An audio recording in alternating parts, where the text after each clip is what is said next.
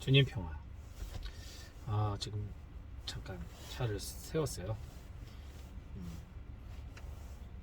요즘 졸음운전 사고가 너무 많다고 해서 저도 괜히 조금 피곤해서 이 정도는 괜찮다 싶어서 운전하다가 저도 모르게 깜빡 졸면 안 될 것 같아서 조금 정신 차리고 가려고 하는 김에 오늘은 미리 좀 일찌감치 좀 나눔을 하고 녹화를 해서 올릴까 합니다. 업로드 할까 합니다. 제가 사실 얼마 전에 길에서 그런 분을 봤어요. 장례, 예전에 우리 장례를 치를 때 보면은 배옷이죠. 배옷을 싹 입고 노끈으로 이렇게 묶고 머리에도 망검 같은 건데 그렇게 노끈으로 묶은 그런 것 쓰고 이렇게 유가족들이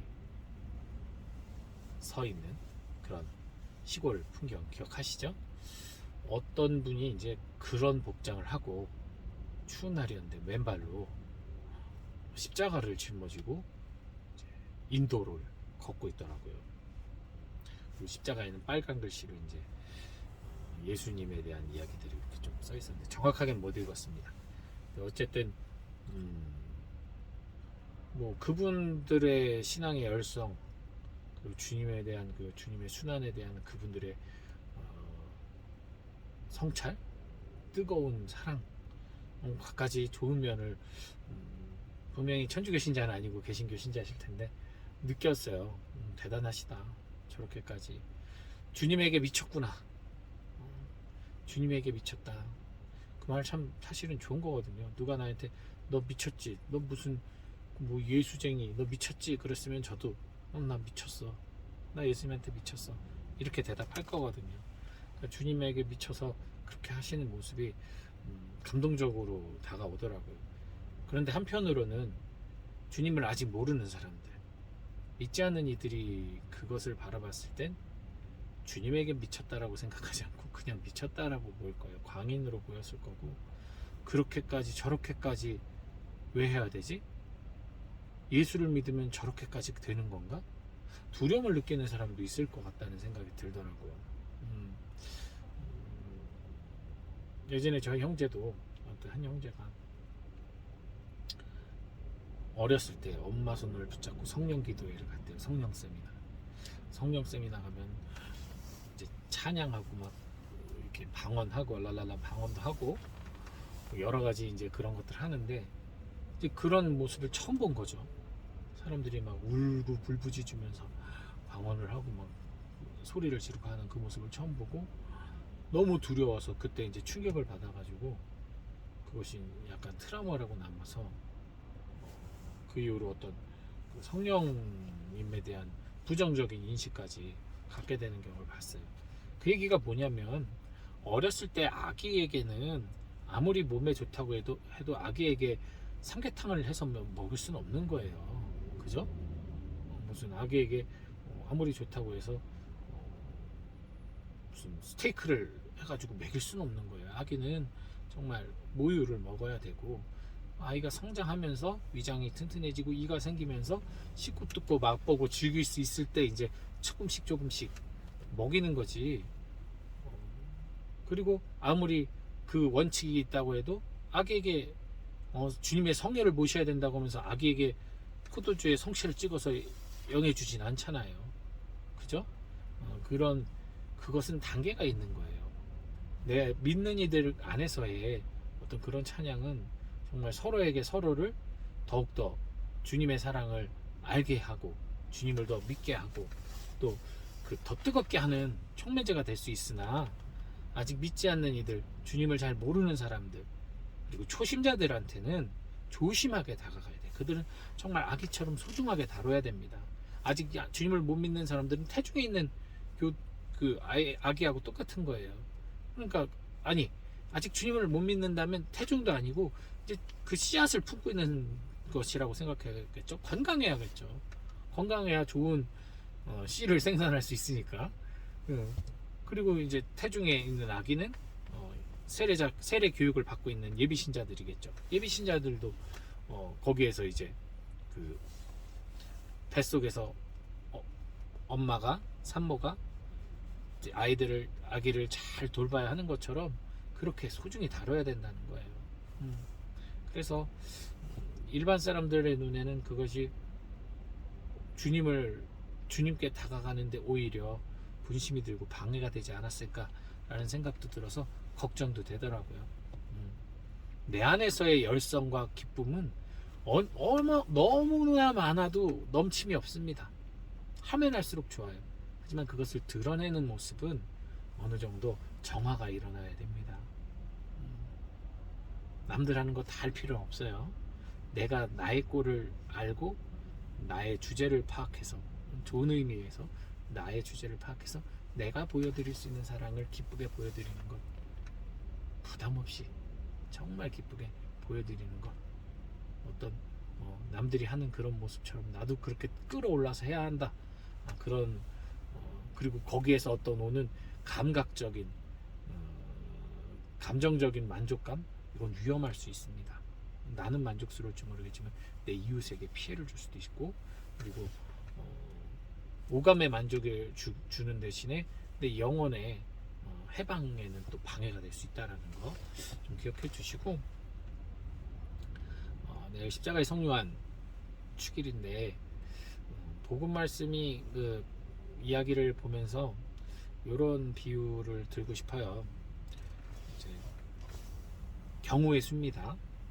한 사람이 있고 두 사람이 있어요. 두 사람이 있는데 어떤 일을 부탁을 했는데 한 사람은 싫다고 거절하고 했다가 나중에 해야겠구나 해서 일을 해요. 한 사람은 알겠다고 했다가 일을 안 합니다. 자, 이렇게 봤을 때 경우의 수입니다. 둘 다 처음에 응답이 진심이었어요. 진심. 이 사람은 진짜 하기 싫어서 안 하겠다고 그랬어. 이 사람은 하고 싶어서 한다고 그랬어. 근데 이 사람이 어쨌든 마음을 바꿨죠.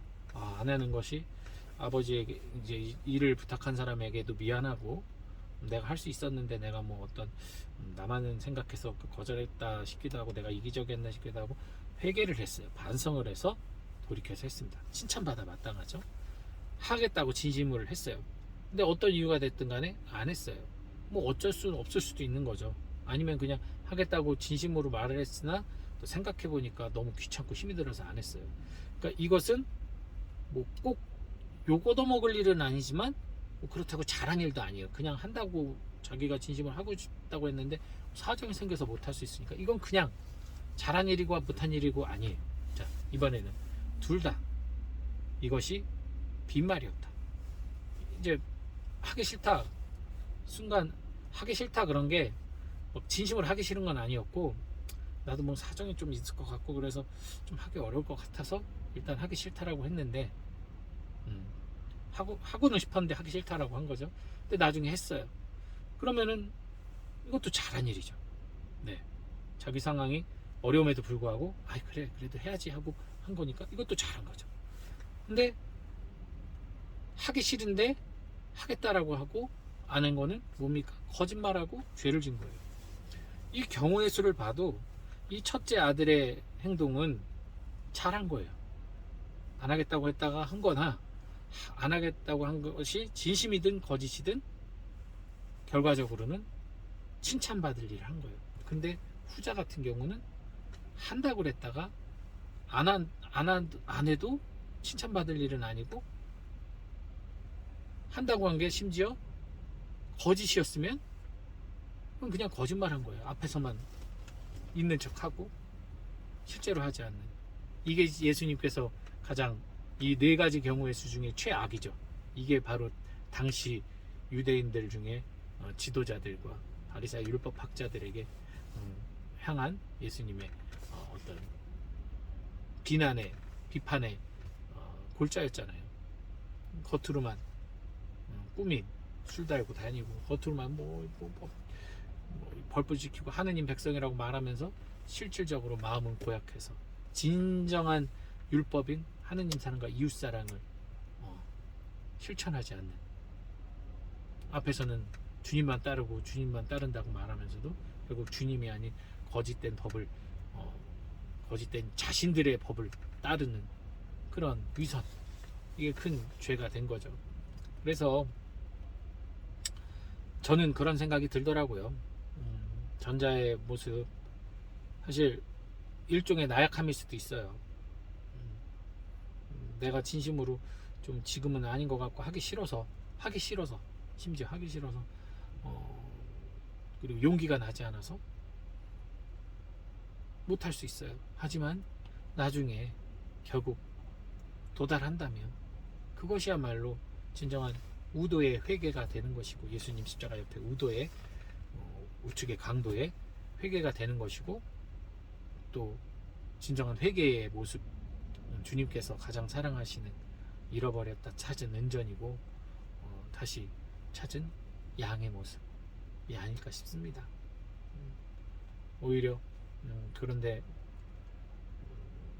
입으로는 주님 주님 고백하면서 열성적인 신앙인의 모습을 겉으로는 보여주나 마음속에 언제나 분노와 상처와 시기와 중상모략, 그리고 이웃에 대한 어떤 불신과 판단 등으로 무시하거나 하는 그런 것이 내면에 가득하다면 성당을 열심히 나오든 기도 생활을 열심히 하든 우리 흔히 말하는 일상적 기도 생활을 열심히 하든 사람들한테 보이는 앞에서 많은 선을 베풀든 하느님의 눈에는 큰아들의 모습으로 보이지 않고 둘째 아들의 모습으로 보이지 않을까.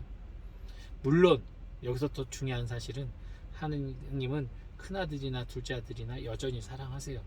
여전히 사랑은 하시는데 그럼에도 불구하고 큰 아들에게 하느님께서 더 큰 사랑을 줄 수밖에 없죠. 왜? 당신의 뜻을 따르니까. 뜻을 따르지 않는 아들보다 당연히 더 좋은 몫을, 하늘나라의 몫을 줄 수밖에 없는 거죠. 물론 구원이 저는 개인적으로 구원이 커트라인입니다. 시험으로 놓고 봤을 때 100점 맞는 과목이 아니라 평균 몇 점을 넘기면 통과하는 것이 천국의 모습이라고 저는 생각을 해요. 100점 맞아야 될만 1등해야만 되는 그런 어떤 경쟁의 장소가 아니라 최대한 주님께서 많은 이들이 당신 나라에 올 수 있도록 초대했기 때문에 사실은 입학의 폭은 구원의 폭은 넓은데 정작 스스로 두려워서, 이게 제 경험으로 말씀드리는 거예요. 60점만 다 넘기면, 평균 60점만 넘으면 통과를 하는 이 시험에 5과목을 시험 보는데, 혹은 6과목을 보는데 불안해가지고 막 다 세세하게 하다 보면 어느 하나 제대로 못해가지고 한 과목이 뚝 떨어져서 다른 거는 다 높은데 이 한 과목이 60점을 못 맞아서 떨어지는 경우가 생기는 거죠. 그러면 이거 100점을 맞든 90점을 맞든 이것 때문에 나는 합격을 못 하거든요. 평균 성적은 높은데. 이게 사실은 신앙생활 하면서 우리가 조심해야 될 부분인 것 같아요. 저는 이걸 제가 시험 떨어지면서 깨달은 건데, 그냥 60점만 넘기면 되는 거예요. 다 아주 뛰어나게 잘할 필요는 없어요. 그럴 수 있으면 잘할 수 있는데, 그렇게 할 수 있는 능력이 있으면 잘하면 되는데, 그렇게 하기에는 너무 고통스럽고 너무 내 주제에 비해 너무 힘들 때는 적당히 60점만 넘기면 되는 거예요. 그 얘기는 뭐냐면 대충 살라는 얘기가 아니라, 자, 사랑하고, 예를 들어서 믿고 사랑하고 또 희생하고, 그리고 나누고, 그리고 복음 선포하고 기도하고, 이렇게 6가지를 우리가 구원의 척도로 한다고 쳐봅시다. 이거를 다 완벽하게 하려고 하다 보면 인간은 그렇게 할 수 있는 능력이 없거든요. 이 육체가 한계가 있기 때문에 어느 하나가 떨어질 수가 있는 거예요. 만약에 내가 이걸 막 다 신경 쓰다가 기도 생활 열심히 하고 믿음 생활도 열심히 하고 희생도 했는데, 내가 이렇게 열심히 하다 보니까 이웃들하고 관계가 단절이 됐네? 맨날 이웃들한테 그렇게 살자고 이끌기나 하지 그래서 그들도 그냥 열성적인 신자만 만들려고 하지, 열성적이지 않은 신자들은 내가 방관을 하고 무시를 했네. 저렇게 내가 기도하지 않는데 안 따르는 사람은 난 뭐 어쩔 수 없어, 저 사람들은 안 돼 하면서 내가 판단을 내리고 이웃사랑을 안 했네. 그러면은 이제 그게 이제 낙제 점수를 맞으면 이게 구원받기 힘들 수가 있는 거죠. 그러니까 최선을 다해서 모든 6과목을 잘 하되, 막 너무 한 과목 어떤 것에 올인하거나 혹은 다양한 것에 내가 더 잘하기 위해서 너무 기를 써서 애를 쓰진 마세요. 이 모든 것을 기쁘게 공부하고 편안하게 공부하면 합격하더라고요. 제가 합격한 과목을 보면, 합격한 자격증을 보면 그냥 편하게 공부했던 과목들이 시험이었고, 떨어진 걸 보면 제가 미친 듯이 죽어라 공부하고 한 과목도 이 정도만 하면 충분한 것을 어떻게든 더 완벽하게 하려는 노력을 하다 보니까 오히려 소홀해지는 과목이 생겨서 떨어지게 되더라고요. 주님은 완벽한 신자를 원하지 않아요. 당신 말씀에 예라고 응답하고, 혹시 자신 없어서 아직 예라고 확실하게 응답하지 못하더라도 나중에 그 주님의 뜻대로 따라가는 사람들을 원하는 거예요. 재수해도 삼수해도 상관없어요. 이 세상에 살면서는 우리가 죄로 수없이 넘어져도 상관없다는 얘기예요. 오늘도 낙제점 받는 삶을 살았다 하더라도 괜찮다는 얘기예요. 다시 출발하면 됩니다. 끝이 아니니까요. 마지막까지 기다려 주십니다. 낙제만 받지 않으면 우리는 구원받는 거예요. 그런데 기왕이면 좀 구원받아서 좀 더 주님의 기쁨을 안겨드리기 위해선, 아까 말씀드린 대로 이것은 이제 구원하고 좀 다른 얘기죠. 내가 주님께 더 기쁘게, 주님을 더 행복하게 기쁘게 해드리기 위해서 조금 더 성실하게 살고, 조금 더 기쁘게 살고, 조금 더 희생하고 나누고 용서하고 사랑하면서 사는 거, 이것이라면 정말 기쁘게 열성적으로 하셔도 돼요. 네, 그거는 좋은 거니까. 근데 이제 어떤 불안, 구원받아야 되는데 이런 불안으로 인해서 지나친 열성으로 사는 것은 위험하다는 거. 그건 자칫 진짜 그 뜨거움이 이웃에게도 상처를 입히는 경우가 많다는 거. 들을 귀가 있는 분들은 벌써 다 알아들으셨으리라 생각을 합니다. 혹시 이해 안 가시는 분들은 질문을 하신다면 제가 또 따로라도 이렇게 말씀을 드릴게요. 어쨌든 오늘 그 두 아들의 비유를 여러분들 잘 성찰하셔서 그 마지막 세 번째 경우만 되지 않으면 돼요. 아니, 네 번째 경우만 거짓으로 대답하고 안 하는 거, 요거만 주의하시면 나머지 세 가지, 그러니까, 네 개의 문제 중에 세 개가 통과라면 이거 쉬운 거잖아요. 하나만 안 하면 돼요. 예, 정말 많이 주님께서 우리를 구원하시기 위해서 다양한 방법으로 기회를 넓혀 주셨으니까 우리 좀 더 평화로운 마음으로 주님께 다가가기를 바랍니다. 예, 오늘도 하루 잘 보내셔요. 주님 평화.